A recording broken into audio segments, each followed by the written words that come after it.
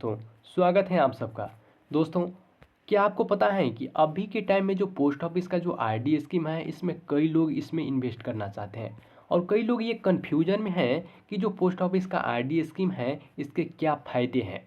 दोस्तों, अगर आप भी पोस्ट ऑफिस में इन्वेस्ट करना चाहते हैं या फिर आप इन्वेस्ट कर चुके हैं, तब आपको ये इसके क्या फ़ायदे हैं, ये जानना बहुत ज़रूरी हो जाता है। तो आज के इस वीडियो में मैं आपको बताऊंगा कि जो पोस्ट ऑफिस का जो आरडी स्कीम है, इसमें अगर कोई इन्वेस्ट करता है पैसा, तो इसको क्या क्या फ़ायदा इसमें देखने को मिलता है। दोस्तों, पोस्ट ऑफिस का जो आरडी स्कीम है, आपको पता है कि पोस्ट ऑफिस जो है एक केंद्र सरकार का बैंक है और इसमें आप जितना भी पैसा इन्वेस्ट करते हैं, वो सभी का सभी पैसा का गारंटी सरकार आपको लेता है। यानी कि इसमें आपको कोई डूबने का चांस ही नहीं रहता है।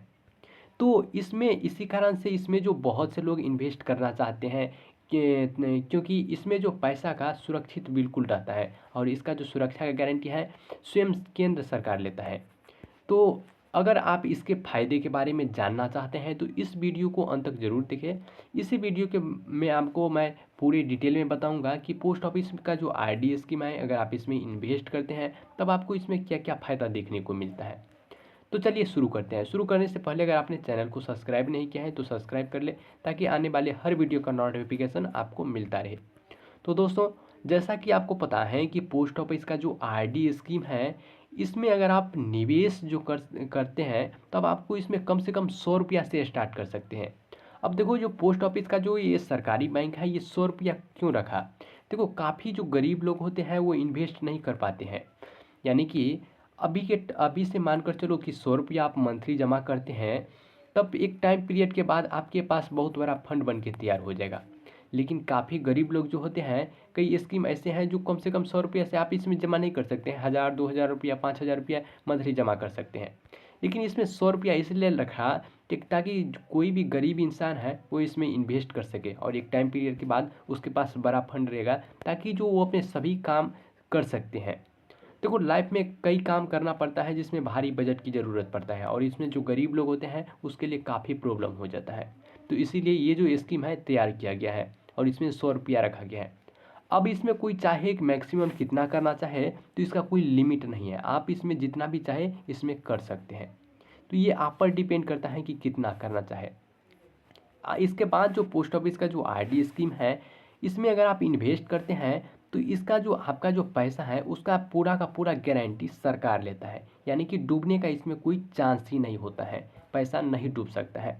जैसे कि अगर आप अलग कोई बैंक जैसे एसबीआई हो गया या फिर और भी कोई बैंक में अगर आप इन्वेस्ट करते हैं, तो इसमें होता क्या है कि अगर आप पैसा मान लो कि 10 लाख रुपया आपने इन्वेस्ट किया, तब आपका जो पैसा अगर बैंक डूब जाता है तो केवल और केवल आपको 5 लाख रुपया तक गारंटी लेता है सर, इसका जो एक कंपनी है वो।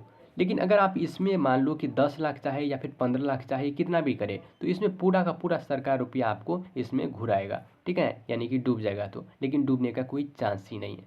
ठीक है, अगर आप इसमें नियमित रूप से बचत करते हैं तो एक टाइम पीरियड के बाद आपके पास बहुत बड़ा फंड बन के तैयार हो जाता है। तो ये इसके फ़ायदे हैं। अगला जो इसके फ़ायदे हैं कि इसमें अगर आप इन्वेस्ट करते हैं, तो मान लो कि 5 साल का ये स्कीम है। ठीक है, पोस्ट ऑफिस जो है इसमें 5 साल तक आपको जमा करना पड़ता है।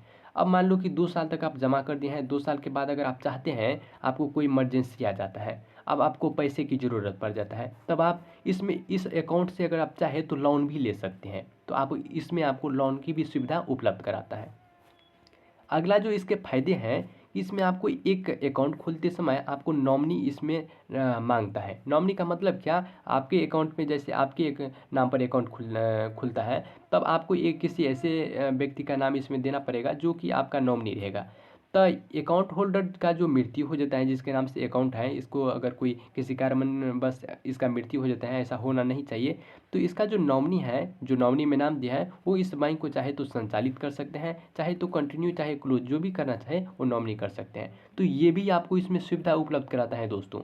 तो कुल मिलाकर ये जो है पोस्ट ऑफिस का जो आरडी स्कीम है, इसके फ़ायदे, आई होप ये जो जानकारी है आपको अच्छा लगा होगा। और जानकारी अच्छा लगा तो वीडियो को लाइक कीजिए, चैनल सब्सक्राइब कीजिए एंड अपने दोस्तों को शेयर कीजिए। चलिए मिलते हैं अगले वीडियो में।